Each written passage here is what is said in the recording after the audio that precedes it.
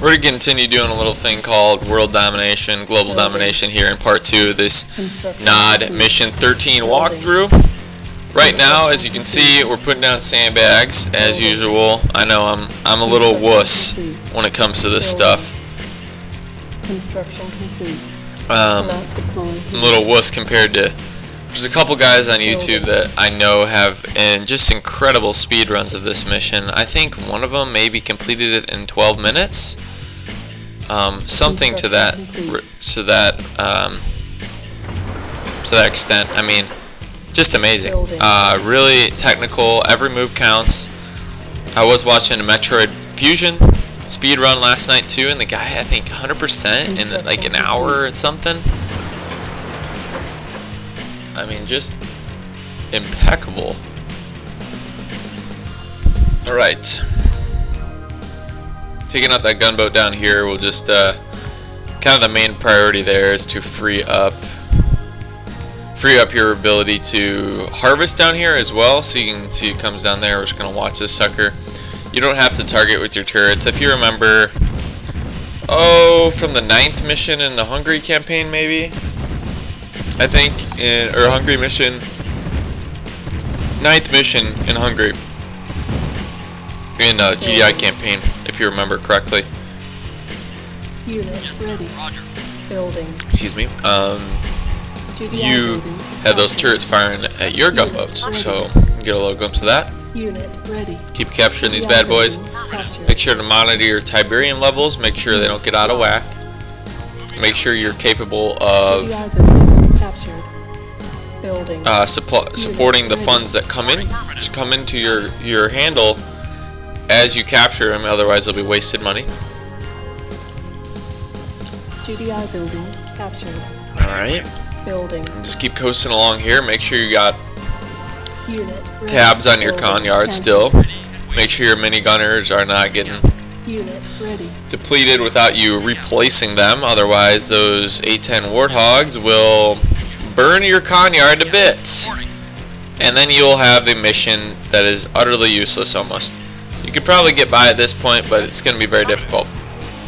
So you can see right here, there are 2 transport helicopters conveniently located for you.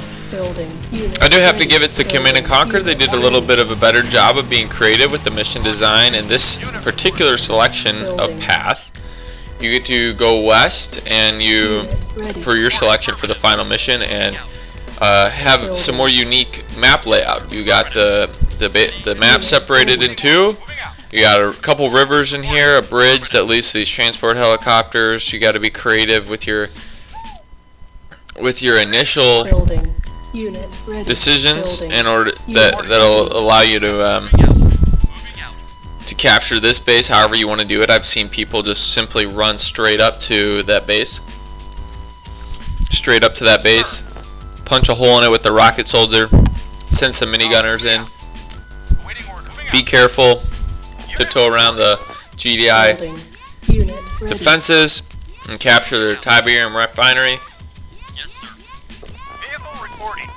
Next thing you know it, you're off to the mainland. So this one is supposed to be in South Africa. I'm not sure where exactly. It might be Cape Town. I don't know if this is off the coast of Cape Town or something like that. I'd imagine that's a pretty interesting place to visit. Johannesburg or Cape Town. A lot of cultural impact in South Africa throughout the world, obviously. So here we are. Plop down these transport helicopters.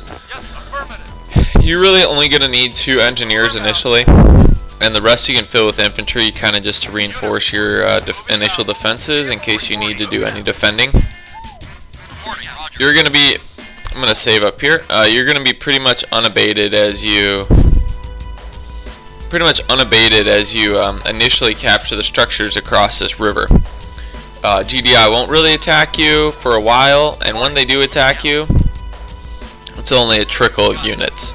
It's not like you're playing Red Alert 2, even Red Alert 1, where you could expect the standard wave of units. You could expect a cycle of B-2 rocket launchers, and then Building. medium tanks, and then a certain amount of infantry or Harriers or whatever in another 2.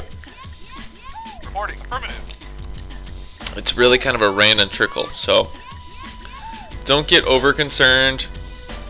Just keep plodding ahead. Construction complete. New construction options. Took me way too long to get that comm center up. That biomedical research facility is pretty much useless. Building. You can capture it. Absolutely. That will allow you to have a little bit more space to build initially without building another building. Moving out. Affirmative. Only real buildings that you want to focus on getting up right away. Yes, sir. Moving. Not obelisks. You want to get 2 up over here. You want to search out east a little bit so you can get an idea of where some more Tiberium is. There's another patch to the east. Get that NOD obelisk down. That'll be your initial defense post. Make sure you're watching what the northernmost unit is still. Roger. Moving out. Make sure it's an infantry unit, not a structure. Roger. Moving out. Careful not to click on the harvester that they have over here, Roger. Moving out. because this will have bad repercussions on you. If you lose all these buildings initially, Affirmative. it's still possible to beat GDI, but it's a lot more difficult. Once you deplete all your Tiberium on the southern strip of land, you obviously want to get another refinery up. There is one Tiberium tree spore on the southern part, but it does not refill very quickly, so you want to make sure that you're getting a refinery up over here as well. I would wait your strip up until you get across the river. As you can see right now, I just finally put that down. We really only going to make a stealth tank or 2 to scout out the map a little bit. You really don't need any recon bikes or NOD buggies or light tanks or anything. Armored vehicles for NOD, quite frankly, when you got engineers and such overpowered infantry unit in this game, there is really not that much need for armored vehicles. Same can be said when you're utilizing the sandbag trick in NOD obelisks or advanced guard towers. Some view it as cheating, and I can completely understand why they would view it that way. So if you want to come at me and argue that I'm playing it a cheap way, hey, I mean, I would completely understand your argument. I have beaten the game playing it without the sandbag barrier. I didn't realize it was a thing until I was like, I don't know, frick. After my second playthrough of the game. Construction complete. I mean, it's funny to say, but back when I started playing it, I didn't have Wi-Fi at the time. This was like 2008. I didn't have Wi-Fi in my house. Wi-Fi was still, it was growing. It wasn't like having TV or cable or something. It was growing. We didn't have it yet. I remember there was a time I'd play Halo Combat Evolved on my laptop, utilizing the neighbor's Wi-Fi. I'm such a snitch on myself. So I did that for a while. And my parents were so kind of gracious with Wi-Fi, I think, as I got to high school, which was really nice because obviously I needed to do research papers and things of that sort. Otherwise, I would have had to go on the desktop upstairs, and I didn't really do much gaming on that, so I didn't have as much immediate access to internet on my laptop. So I didn't really know about the sandbag barrier yet, and I can't remember who my first introduction was to it anyways. I think I might have learned randomly. Just screwing around. It's kind of how you become the best at a game, is to do it yourself and to run into those things and trigger points and things of that nature. But honestly, in the day and age of the internet, buying strategy guides in print have really become obsolete, especially with video game walkthroughs, because obviously the game creators and game publishers do know the game extraordinarily well. That doesn't mean they can play it to the best that can be played for easy completion of a game. Sometimes the fans out there, not me always, had the best abilities and best knowledge when it comes to completing a game, so it's really become a great resource. But I would also argue that there's something cool about seeing it in a book or seeing it in a guide form. I'm the type of person that I will not own any books going forward. I don't read really any books.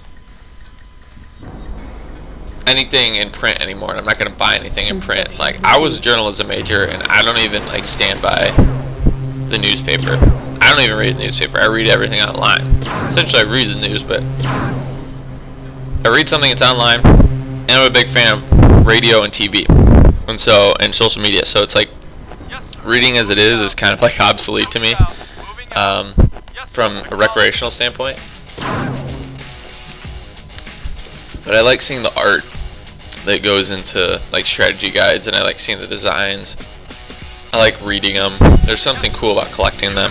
Obviously, like Pokemon cards, and why get the cards if you can get them physically in the game? Same kind of concept applies there. What you're seeing right now is extending the sandbag barrier out here so we can easily put a refinery down and have quick access. Also, this allows us to take out the Tiberium harvesters over here. They send a transport helicopter in that contains a commando, a couple engineers, and some grenadiers. Here, NOD Obelisk will have no issue with them. NOD Obelisk will automatically target the harvester, so you don't have to worry about doing that yourself. May take a couple times through for you to destroy it completely, but it'll eventually go down. With that down, that's going to cut off a lot of their resources, slow down some attacks even more. They have another one that's at this western Tiberian field. They will also send a harvester in there, but same concept applies. If you do get a NOD Obelisk up, you will do significant damage on it and be able to cut it down once that field is diminished a little bit and has to go further south. So, yep, it looks like we're going to lose the old stealth tank here in a little bit. Just do a little bit more scouting. There are a couple points that you just need to have exposed a little bit for you to plot down your transport helicopter, so that's really the only point. I will show you guys that in a little bit, and probably next video when we start building up our engineer rush to come in on GDI and attack them with our engineers. So that sucks. That took out our NOD Obelisks, unfortunately. Just about done with the second part here in the NOD Mission 13. We'll be finishing up, or at least we should in the last part. Unless I break up the video at all. I know I don't want to have them too long. But we'll see about that. Thanks for watching this part, guys. I will see you guys next time. Keep commanding and conquering all day.